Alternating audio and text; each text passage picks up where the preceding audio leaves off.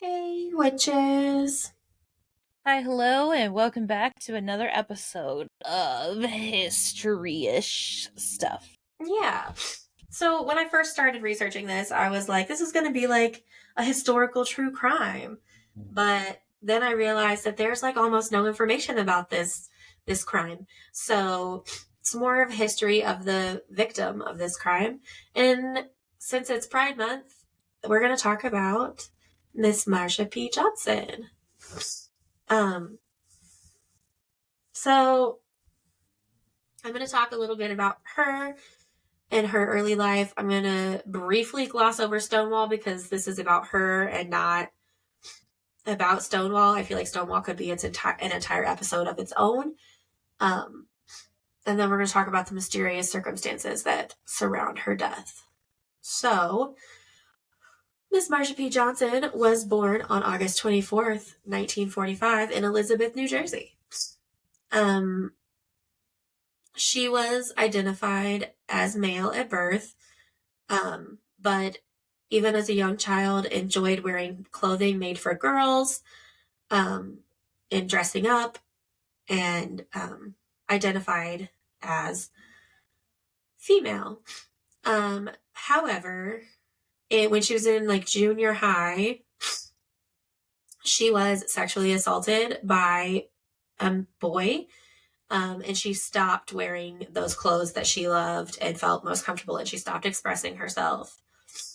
Um, She grew up in an African American working class family. She was the fifth of seven children born to, Damn. yeah, born to Malcolm Michael Sr. and Alberta Claiborne.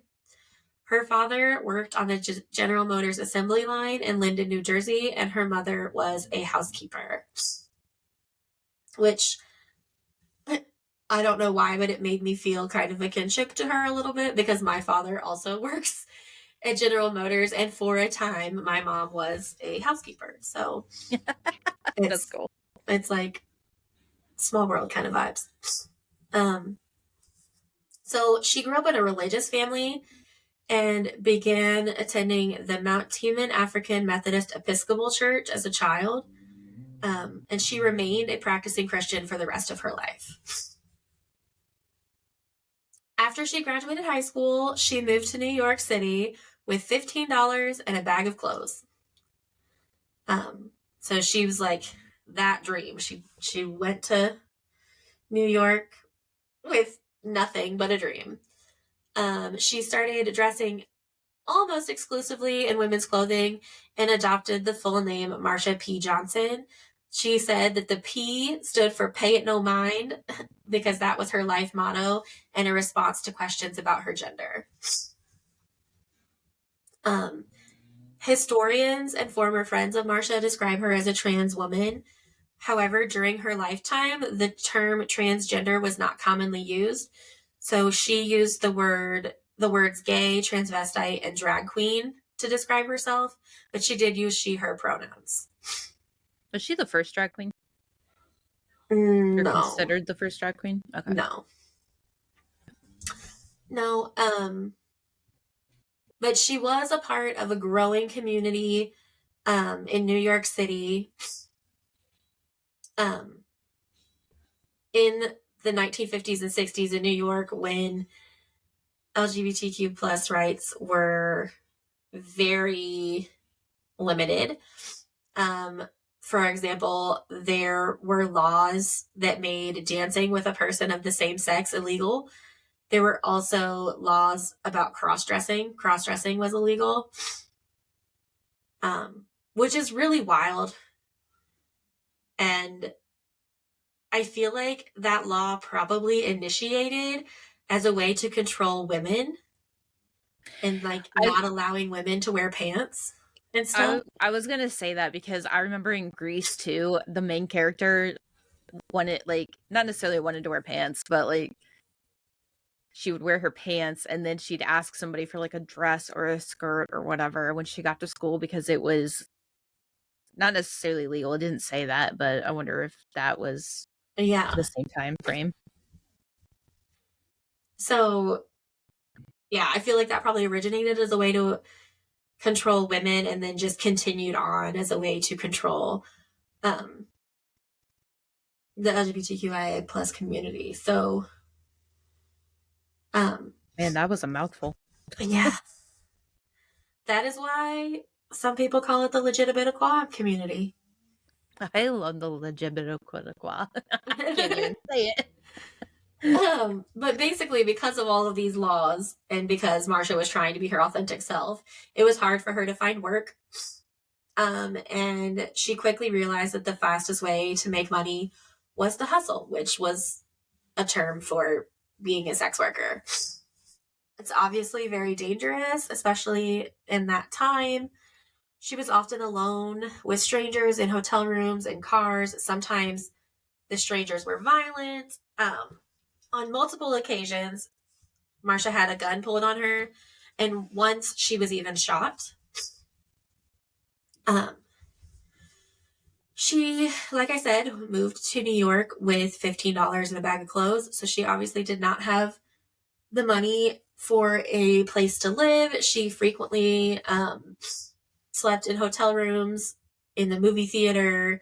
She on and off lived with friends. And even when she found work like waiting tables or performing in drag shows, she still made most of her money as a sex worker. Um, because Sex unfortunately, sells, baby. yeah, unfortunately, that is a more lucrative business than waiting tables, especially because at the time, like hormone therapies and things like that were not available or even like allowed. So she um, probably was not tipped well as a waiter or anything like that. Yeah, Um, if at all. right. And so, and also she was black. So like that doesn't help either. It was New York, so it's a little more progressive, but it still wasn't a good time to be her. Um, and so not long after arriving in New York, she was 17 and she met 11-year-old Sylvia Rivera. Sylvia was a Puerto Rican trans woman who was also new to New York, and they instantly How old? became friends. 11. Yep. They became instant friends. Marsha taught Sylvia how to apply makeup, how to live on the street, how to look out for trouble, and she also encouraged her to love herself and her identity. Um, and there is a lot more, I think, that to be found about their relationship, but I didn't focus on that. I think there might even be a movie that I'm going to reference later that they are both um, portrayed in. So Marsha enjoyed expressing herself through her appearance. She had lavish outfits that were usually made from thrift store finds, gifts from friends, and items she found on the street. And she created and wore elaborate flower crowns. So like the rainbow flower crowns that a lot of people wear in Pride um, are not only gorgeous, but they're also kind of a throwback and an homage to Marsha P. That's actually really cool. Yeah. So Stonewall, you can't really talk about Marsha P. Johnson without talking about Stonewall, and you definitely can't talk about Stonewall without talking about Marsha P. Johnson. Um, so her life dramatically changed when she found herself near the Stonewall Inn in the early hours of June 28th, 1969. Stonewall Inn was a low-down gay bar, um, and that the night of June 28th, well, I guess it was the night of the 27th, but it was early morning, June 28th, 1969. Police officers raided Stonewall Inn and began arresting people for violating various discriminatory laws. So, a lot of the laws that were like, you can't cross dress, you can't dance with someone of the same sex, those kind of just stupid laws. Um, they started arresting people for. This time, the patrons of Stonewall were like, nah, fuck this, and they fought back. Um, there are many conflicting stories about how the uprising started, but Marsha P. Johnson was a part of it in any version of the story. Some stories or some people say that she started the uprising by throwing a shot glass at a mirror. And another, she climbed a lamp post and dropped a heavy purse onto a police car, shattering the windshield. I I think, think I've seen that one more. yeah. And there's, there was bricks thrown, like that's a big part of Stonewall. But that night, for people like Marsha, young trans women, they had nothing left to lose. Like, the only job they could find was prostitution. They were just enraged. And it wasn't just about the police, it was about the everyday people that also were not helping them or not allowing them to be their authentic selves. So they went in. And they started the movement, basically. There was an entire generation of LGBTQ activists that started having sit-ins, rallies. The Gay Liberation Front was formed, which I have more to say about that. And Marsha was helping or involved in all of this. So she was attending those rallies and sit-ins and all the various things. And she was really excited about the work and that, change was happening or that the change was starting. However, she was frustrated, and this is what I meant when I said I have words about the Gay Liberation Front, because the conversations were dominated by white gay men and lesbians. People of color were not really included, and those trying to figure out how to say it. So even in this situation where they should have all been unifying together and working together, there was still a race disparity, and most of the conversations and fight was focused on the white people and specifically gay men and lesbians, not all the other plethora of letters that make up the community. She wasn't sure where transgender people fit in this, especially considering the statistics. Like, transgender people were more likely to be homeless, more likely to be targeted by the police, more likely to have mental health and suicide attempts, all of those things. And the Gay Liberation Front just didn't not that they didn't care, but they didn't care. That wasn't their focus. They were more focused on themselves and gaining their own rights, which, yes, that does move the entire community forward when one part of it gains rights, but you can't disclude such a large portion of the community. And this is still an issue in the community today. So if any of our legitimate listeners that are white, make sure that you are not whitewashing your activism, because trans people, bisexual people, all of the other letters are left out of a lot of the conversations, and people of color are frequently left out of the conversation, because what I don't understand about that, and I find this really frustrating because I live with a Black woman who is a lesbian, like, I see it frequently. A lot of the times when she gets dirty looks or we get dirty looks in public, we can't decide if the dirty looks are because she's Black or because we're gay. And that part gets left out a lot. Mm-hmm. And that is not saying that the white gay person's struggle is any less, but it's not compounded by being a part of another minority as well. Yeah. Anyway, food for thought, something to think about. It's still an issue today. The members of the community who are also people of color don't feel supported by the white community, by all of the white community. So let's make sure in our inclusivity, we are being inclusive of everyone.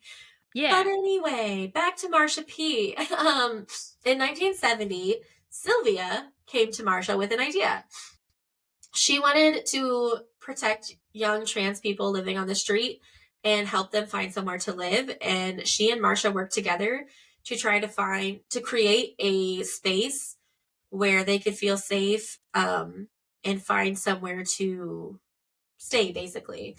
Marsha and Sylvia formed the Street Transvestite Activist Revolutionaries, which that acronym spells STAR.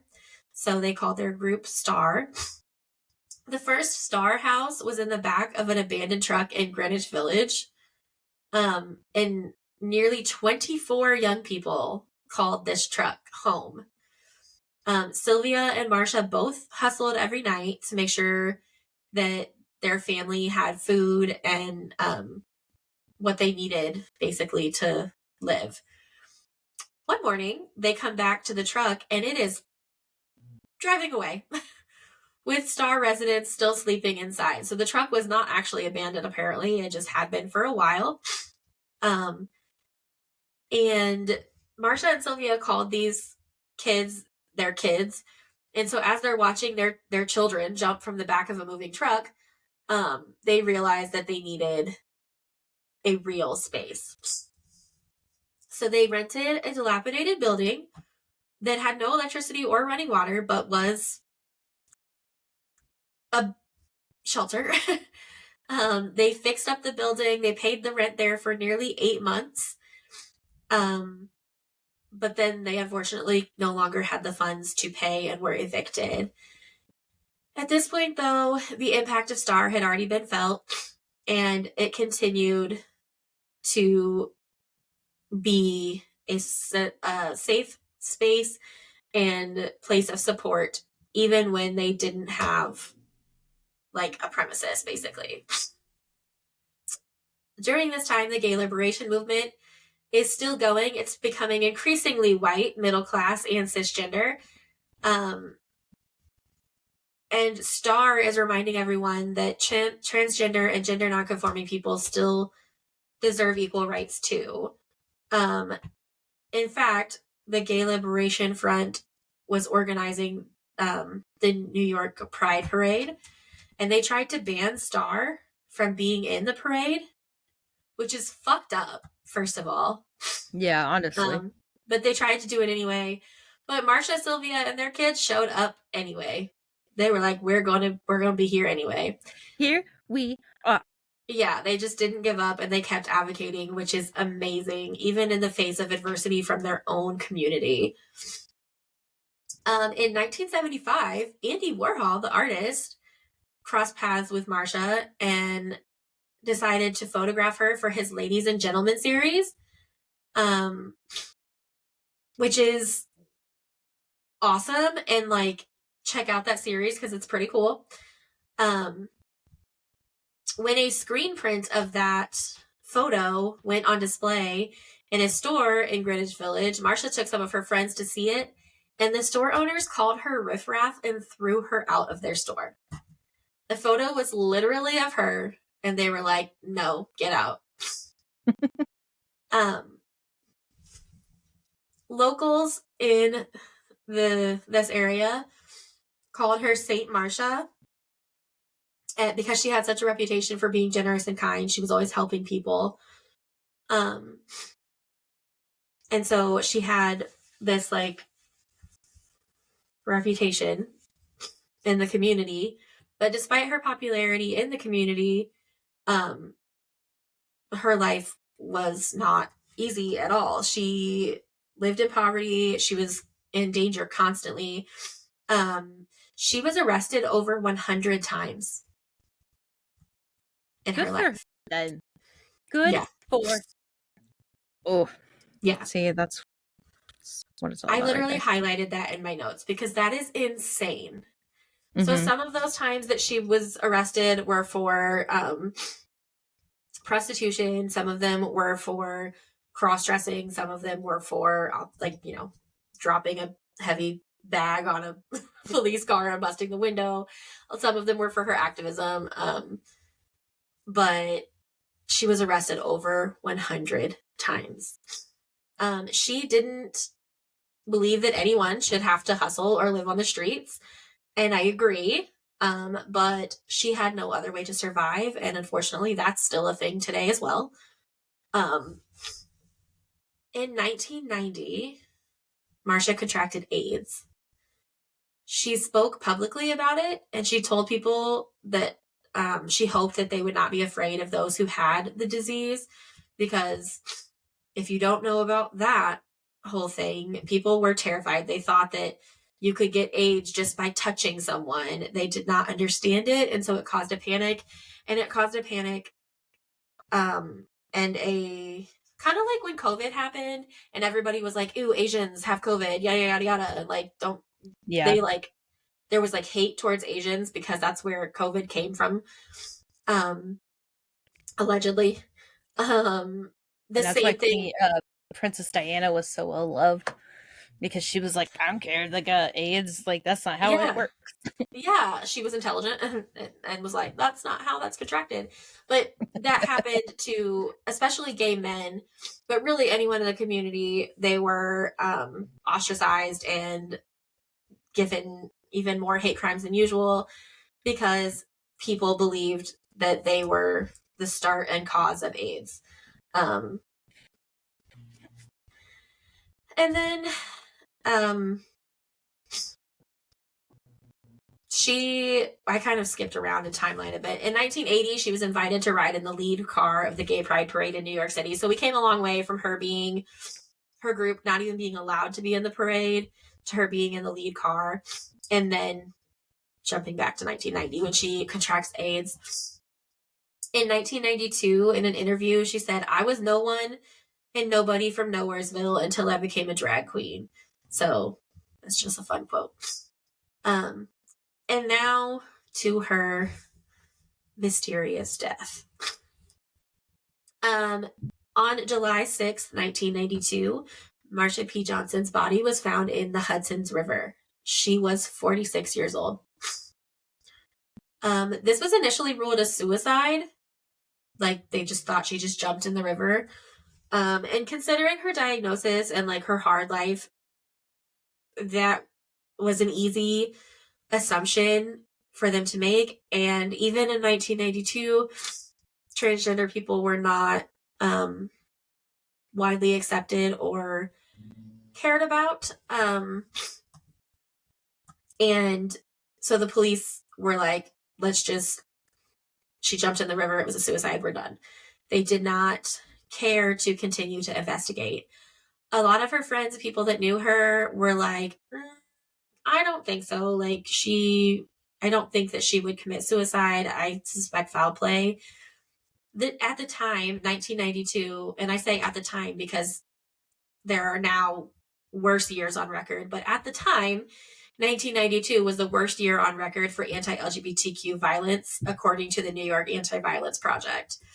Hi, Squilliam. Randy said hi. You freak. Anyway, I say at the time because now, if you look at the evidence on the New York Anti-Violence or the data on the New York Anti-Violence Project, there are worse years of anti-LGBTQ violence on record. But at the time, that was the worst year. So that made a lot of the people of the community be like, I don't think it was suicide. But from the pressure that was received from the community and from the public, police reclassified her case as a drowning from undetermined cause. But still, it was a closed case. It was not anything that they were investigating, and barely any press outlets covered her death. So she's such a big figure in the community and such a big figure of history now that seems wild. But when she was found dead, no one like reported it. No one investigated. No one did anything. At her funeral, hundreds of people showed up. There were so many people that the church was full and there were people standing in the street. She was a beloved figure even at that time, even though the police and press did not give her the recognition she deserved. In 2012, so that's what, 20 years later? Mm-hmm. Give or take. The New York Police Department finally reopened the case into her death. Unfortunately, there haven't really been a whole lot of new breaks. It is still a cold case. They still don't know. However, there is a documentary. I don't remember when this documentary came out. I did know. I looked it up and I forgot when it came out. But anyway, there is a documentary, or not a, I mean, yeah, it's a documentary,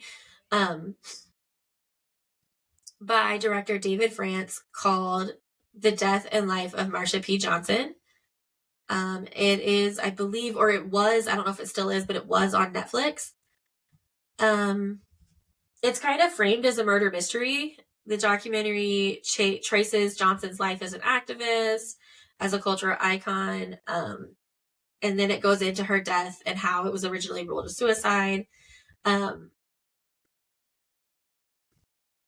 there is a quote from the director: Marsha's political tool was happiness. She used happiness as a way to organize people, a way to motivate people, a way to support people who were in terrible need of support, who were not getting it elsewhere. The ability to use strident cheeriness was remarkable, and it's what really set her apart from any other historical figure that I can think of. And because of that, like, that was her platform. Not that happy people can't commit suicide, but that's one of the reasons that people use to say, like, I don't think that it was suicide.